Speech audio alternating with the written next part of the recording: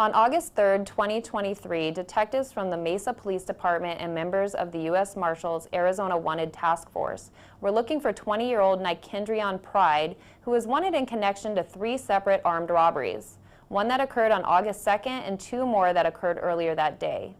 Pride was seen walking west across Mesa Drive from the apartment complex at 1233 North Mesa Drive and continued south on the sidewalk in front of another apartment complex at 1230 North Mesa Drive. As Pride was walking, detectives contacted him from their vehicle. One detective, who was riding in the rear passenger side, threw a flashbang near Pride, while another detective, who was sitting in the front passenger side, yelled for Pride to get down on the ground.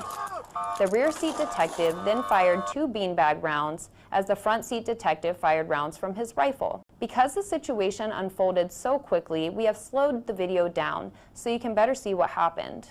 The detective saw Pride reach for what he believed was a gun, and that's when he fired his duty weapon.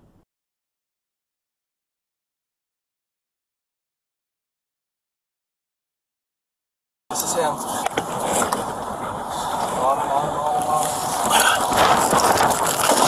Down, down, down!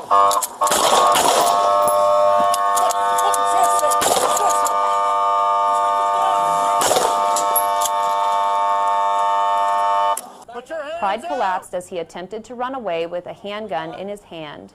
Several commands were given for him to drop the weapon, but he did not respond.